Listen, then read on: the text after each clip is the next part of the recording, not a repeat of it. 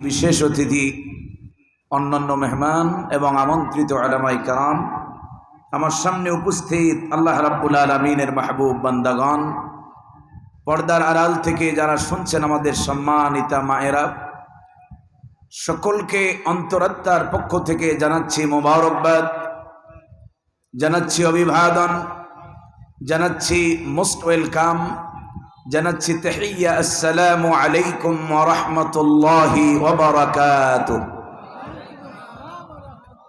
শুকরিয়া আদায় করছি সে মহান মালিক আল্লাহ রাব্বুল ইজ্জাত ওয়াল জালালের দরবারে, যিনি অত্যন্ত দয়া করে মায়া করে শারীরিক মানসিক সুস্থতা দিয়ে কোরআনুল কারীমের কথাগুলো শোনার জন্য এই মুহূর্তে এই ময়দানে আমাদেরকে সমবেত হওয়ার তৌফিক যিনি দান করেছেন, সে মহান রব্বে করিমের দরবারে কালিমাতুশ শুকর আদায় করছি। সকলে পড়ছি আলহামদুলিল্লাহ।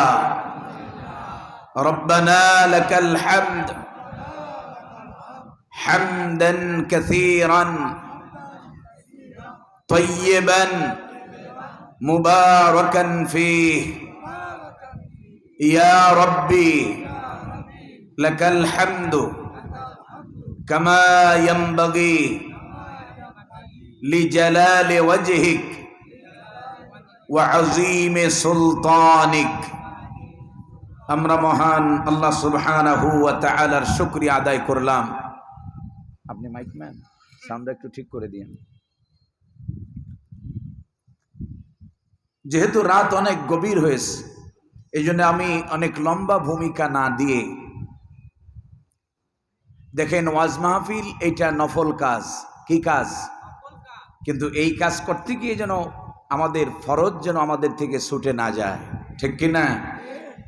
আমাদের দেশে অনেক সময় দেখা যায় ওয়াজ মাহফিল অনেক রাত পর্যন্ত হয়। এর দরুন কি হয়, মাহফিল যদি আমি একটায় শেষ করি তাহলে আপনারা বাড়ি যেয়ে একটু বিবির সাথে খোঁজ গল্প করতে করতে 2টা বাজাবেন, এটাই স্বাভাবিক।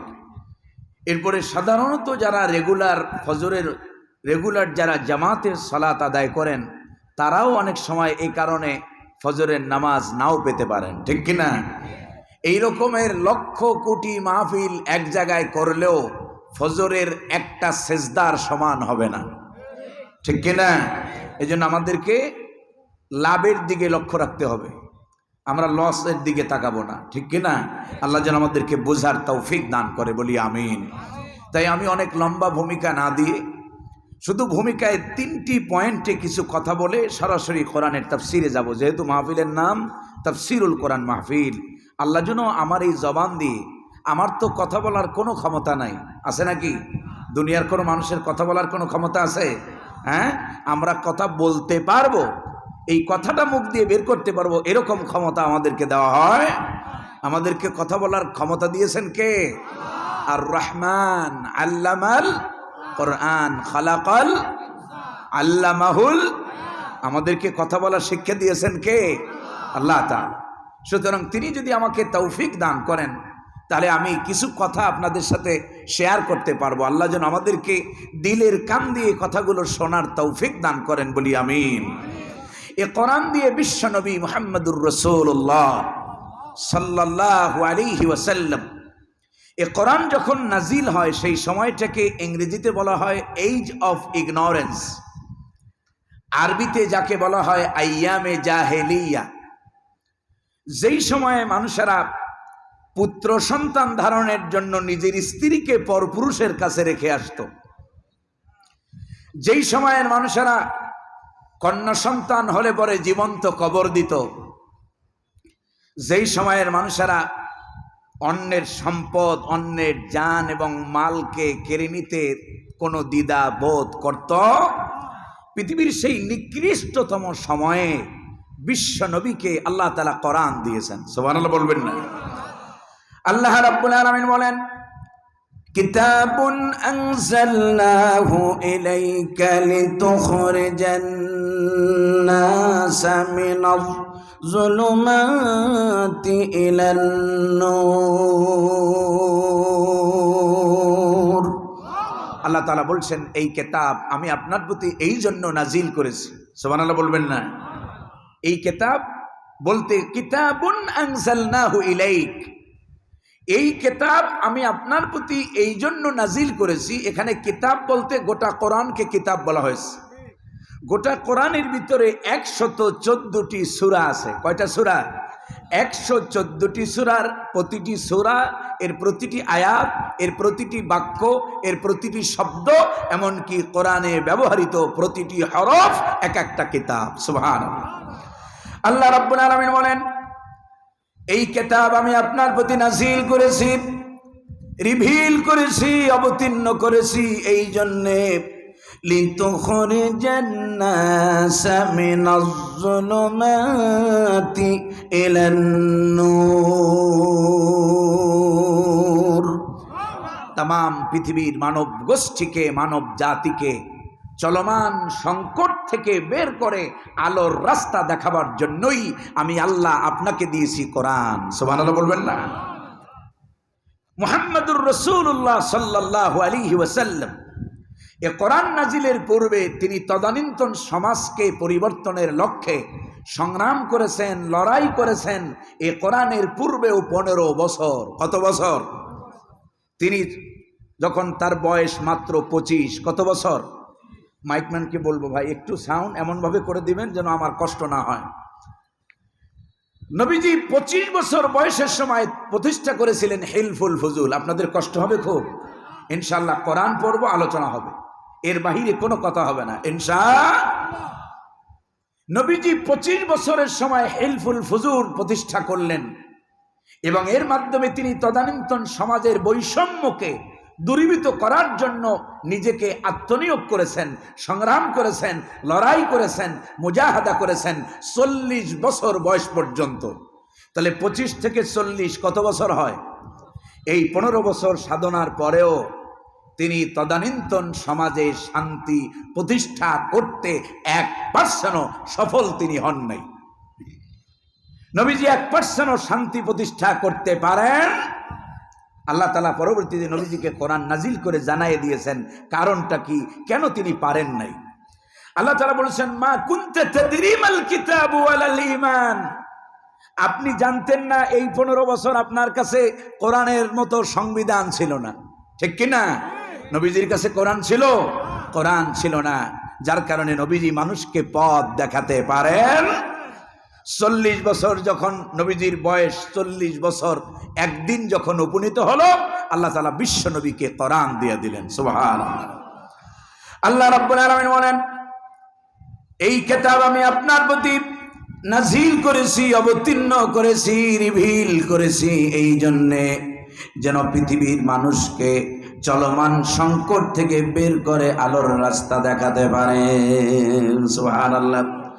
নবীজি 40 বছর একদিনে কোরআনে কারীম পেয়ে যখন নব উদ্যমে নতুন করে দাওয়াত দিতে শুরু করলেন, আমি লম্বা ভূমিকায় যাব না, অনলি 23 ইয়ার্স, মাত্র 23 বছরের ব্যবধানে নবীজি এই কোরআনে কারীমের 23 বছরের দাওয়াতের ব্যবধানে নবীজি এ কোরআন দিয়া পৃথিবীর সেই নিকৃষ্ট জাতিটাকে, পৃথিবীর সেই নিকৃষ্ট সমাজটাকে, পৃথিবীর সেই নিকৃষ্ট রাষ্ট্র ব্যবস্থাকে পরিবর্তন করে পৃথিবীর সবচাইতে আধুনিক মডার্ন, পৃথিবীর সবচাইতে উন্নত আদর্শ রাষ্ট্র উপহার দিলেন মুহাম্মদুর রাসূলুল্লাহ সাল্লাল্লাহু আলাইহি ওয়াসাল্লাম। তিনি সেখানে এমন শান্তি কায়েম করলেন, জীবনের শেষ প্রান্তে বক্তব্য দিতে গিয়ে নবীজি বললেন, খায়রুল কুরুনি করনি, সর্বশ্রেষ্ঠ যুগ আমি নবী মুহাম্মদুর রাসূলুল্লাহর যুগ। সুবহানাল্লাহ। এ কোরআন দিয়া শান্তি প্রতিষ্ঠা হয়ে গেল। নবীজি যে কোরআন দিয়া শান্তি প্রতিষ্ঠা করলেন, নবীজির ওফাতের পরে সাহাবায়ে কেরাম যে কোরআনের মাধ্যমে শান্তি আনলেন ধরাধামে, সেই একই কোরআন আজও আমাদের মধ্যে আছে না নাই? কিন্তু কোরআনের সেই শান্তি এখন আর আছে? কোরআনের সেই সুখ আর শান্তি যদি পেতে চাই, আমাদেরকে প্রধানত 3টা কাজ করতে হবে। কয়টা কাজ? কথাগুলো মনে থাকবে না আপনাদের?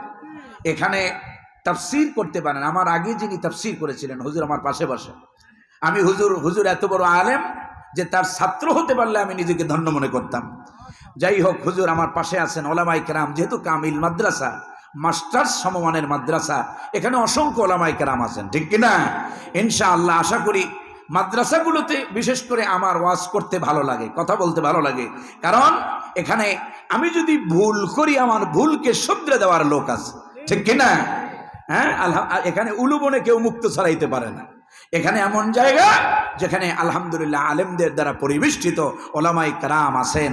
আল্লাহ যেন আমাদেরকে হক কথাগুলোকে বোঝার তৌফিক দান করেন, বলি আমিন। তাহলে কোরআনের সেই শান্তি আর সুখ যদি আমরা উপভোগ করতে চাই, আমাদেরকে 3টা কাজ করতে হবে। কয়টা কাজ?